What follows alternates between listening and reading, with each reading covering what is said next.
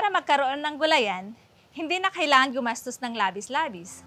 May mga iba't ibang alternatibong mga kagamitan sa iyong tahanan na pwedeng gamitin pang tanim. Plastic containers, PET bottles, old tires, old styro box.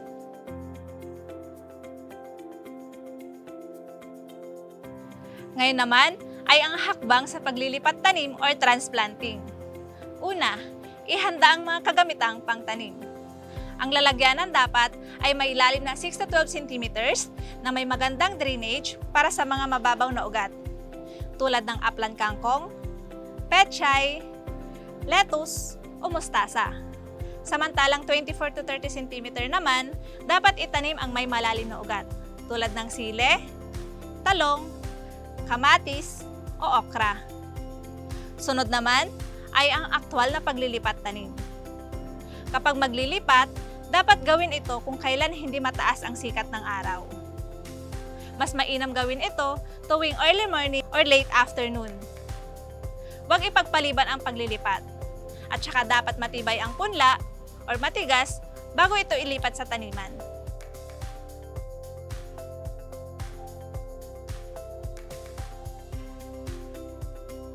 Isang palatandang handa na ang punla ay batay sa bilang ng dahon. Dapat may 2 hanggang 3 tamang bilang ng dahon. Isa pang indikasyon ay batay sa edad ng punla. 14 hanggang 17 araw bago ito ilipat sa taniman.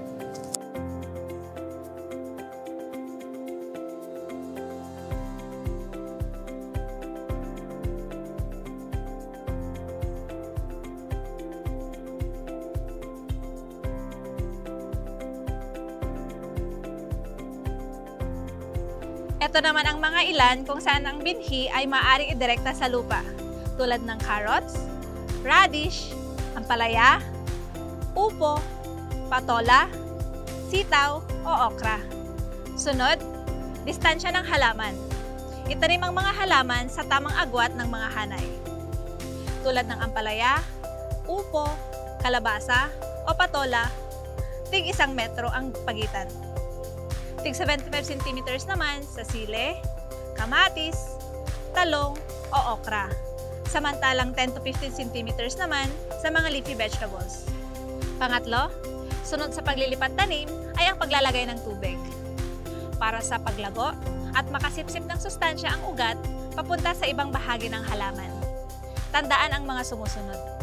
Diligan ang mga halaman early morning or late afternoon. Gumamit ng watering can para maiwasan ang sobrang pagdidilig na maaaring makasanhi ng pagkalunod, pagkabulok ng ugat, at ikamatay. May 2 aplikasyon ng tubig. Mist spraying para sa mga bagong tanim na binhi o seedling stage. Drenching naman para sa vegetative to harvesting stage.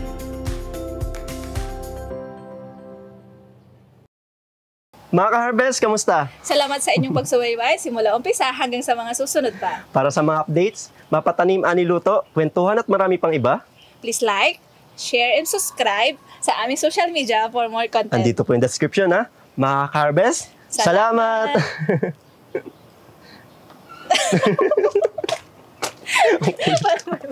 Parang may social. Parang may mali.